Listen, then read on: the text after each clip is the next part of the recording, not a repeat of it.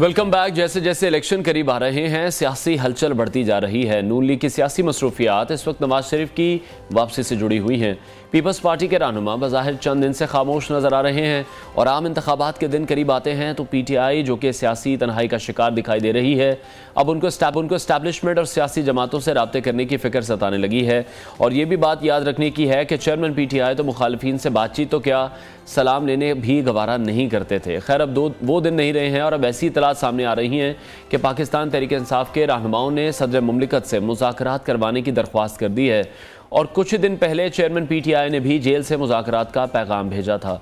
इस हवाले से मजीद बात करेंगे। मुस्लिम लीग नून के सीनियर रहनुमा राना मशहूद साहब ने हमें ज्वाइन किया है। राना साहब, बहुत शुक्रिया आपके वक्त के लिए। पाकिस्तान तहरीक इंसाफ को और उनके चेयरमैन को मुज़ाकरात की अफादियत का शायद अंदाज़ा हो चुका है, इसीलिए वो तमाम जमातों और इस्टेब्लिशमेंट से मुज़ाकरात चाहते हैं। अपने दौर में तो हम देखते आए हैं कि चेयरमैन PTI आप सब लोगों से सलाम लेना भी पसंद नहीं करते थे। तो आप ये समझते हैं सारा जो मामला है ये इंतखाबात से ही जुड़ा हुआ है? जैसे जैसे इंतखाबात करीब आ रहे हैं, PTI इलेक्शन में अपनी मौजूदगी यकीनी बनाने के लिए तमाम कोशिशें कर रही है। सबसे पहली बात तो है कि ये मुकाफाते अमल है। ये वही शख्स है जब पाकिस्तान में दहशतगर्दी अरूज पे थी, जब इंडिया के साथ एस्केलेशन थी, उस वक्त एक आपको याद है सिक्योरिटी काउंसिल की मीटिंग बुलाई गई थी, असेंबली का इन 15 सेशन बुलाया गया और उन्होंने ज्वाइन करने से इनकार कर दिया था, अपोजिशन के साथ बैठने से इनकार कर दिया था। तो इनको हमेशा अपना मुफाद अजीज रहा है, बात को नहीं देखा। और इस वक्त भी जो ये गुफ्तगू हो रही है ये इसलिए नहीं हो रही कि ये कोई इलेक्शन तो अब दूर की बात है। ये सिर्फ अपनी जान बचाना चाहते हैं। जो जो लोग आके इनके खिलाफ, इनके अपने लोग इनका किरदार कौम के सामने बयान कर रहे हैं, ना सिर्फ जो अदारों पे हमलों के हवाले से बल्कि करप्शन के हवाले से जिस तरह के इंकशाफात हो रहे हैं, इनका फ्यूचर जो है लंबा जेल में लगता है और कोई इनका फ्यूचर रह नहीं गया है। तो अब ये सिर्फ अपनी जान बचाने की कोशिश कर रहे हैं और कोई चीज नहीं है। ठीक है, तो आपको लगता है कि सदर मुमलिकत के जरिए जो बात की गई है कि मुज़ाकरात की कोशिशें कराई जाए, आपको लगता है कामयाब होंगी? आप लोग अब विलिंग हैं मुज़ाकरात के लिए या आप भी अब मुज़ाकरात नहीं चाहते? देखिए, मुज़ाकरात होते हैं सियासी जमातों के दरमियान। जिस तरह की गुफ्तगू सामने आ रही है, जिस तरह के इंकशाफात आ रहे हैं, ये तो दहशतगर्द और दहशतगर्दों से और खास तौर पर जो पाकिस्तान के मुफादात के खिलाफ जाने वाले लोग, पाकिस्तान के अदारों पर हमले करने वाले लोग, पाकिस्तान के अदारों को कमजोर करने वाले लोग, दुनिया में बैठकर पाकिस्तान के खिलाफ साजिश करने वाले लोगों के साथ मुज़ाकरात नहीं होते हैं। मुज़ाकरात सियासी जमातों के दरमियान, सियासी कारकुनों के दरमियान होते हैं।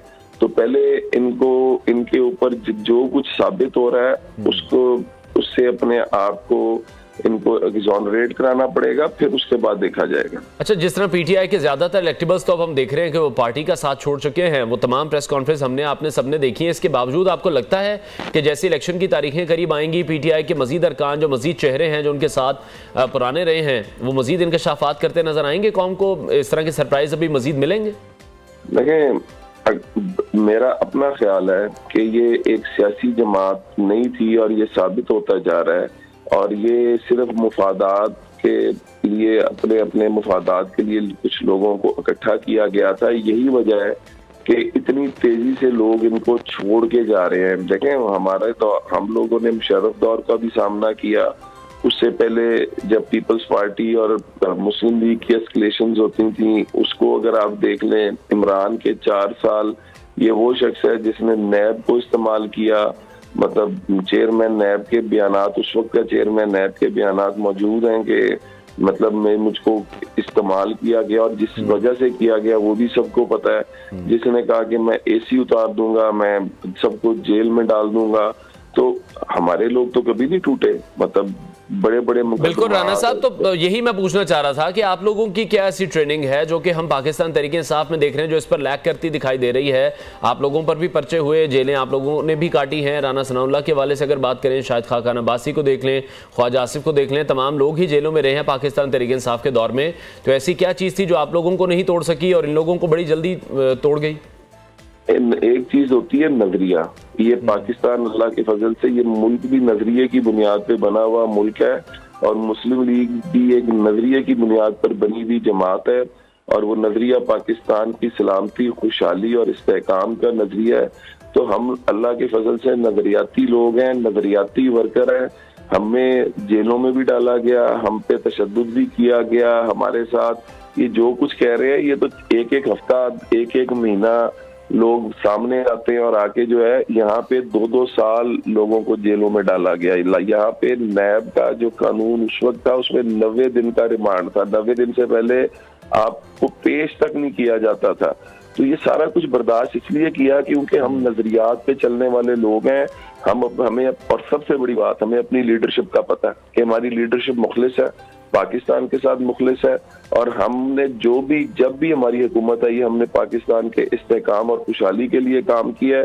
तो इसलिए अल्लाह के फजल से जितना मर्जी प्रेशर, जितना मर्जी तशद्दुद, हम अपनी जमात के साथ खड़े रहे हैं और आगे भी खड़े रहेंगे। ठीक है। अच्छा राना साहब, शहबाज शरीफ का ये कहना था कि अवाम के जो दुखों का हल है वो सिर्फ मुस्लिम लीग नून के पास है, लेकिन आप क्या समझते हैं इस हवाले से कि सबसे ज्यादा जो अवाम दुखी हुए वो शहबाज शरीफ के दौरे हुकूमत में ही हुए, जो 16 माह बड़ी मुश्किल में अवाम ने गुजारे हैं। अगर वो वजारत उज़्मा कबूल ना करते तो फिर ऐसा ना होता। वो जो बर्डन इस वक्त नून लीग पर है महंगाई के हवाले से, क्योंकि बार बार यही कहा जा रहा है मियाँ साहब वापस आ रहे हैं, उनकी वापसी के हवाले से भी आपसे पूछूंगा कि वो जब वापस आएंगे तो बयानिया क्या होगा कि हम जब आए 16 माह हमने काम किया, महंगाई तो हम नहीं कम कर सके बल्कि इतनी बढ़ा गए कि आम आवाम का जो जीना है वो मुश्किल हो गया।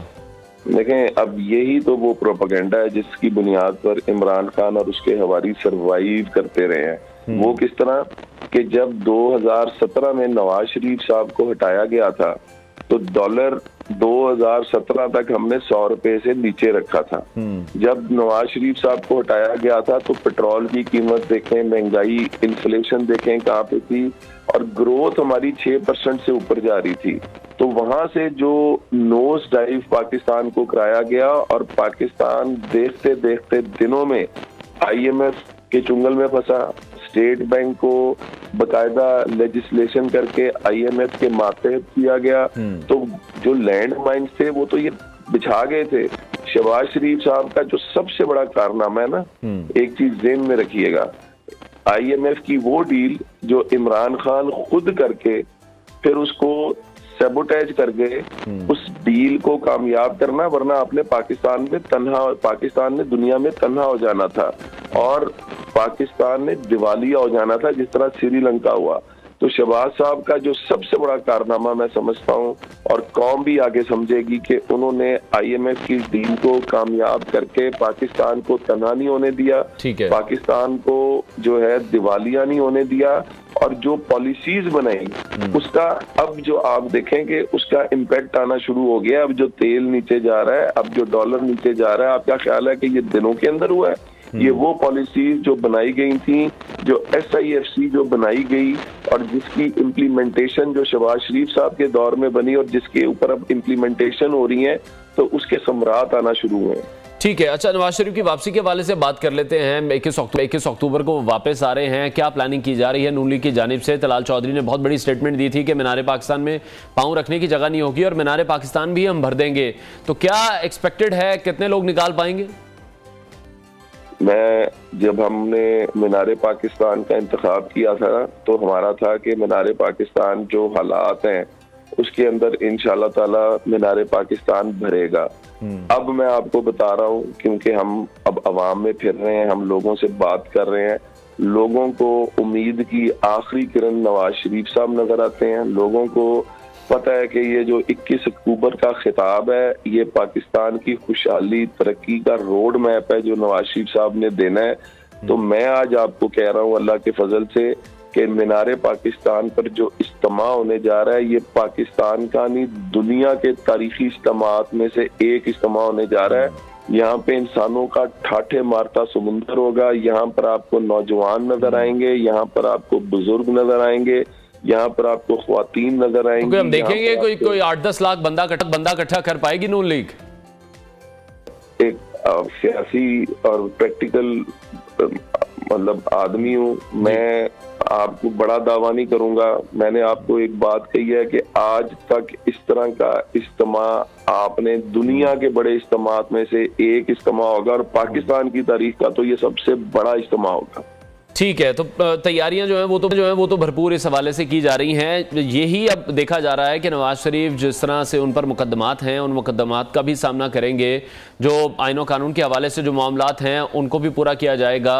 जमानत पहले ही हो जाएगी या फिर आकर गिरफ्तारी देंगे, उस हवाले से भी जरा क्लियर कीजिएगा।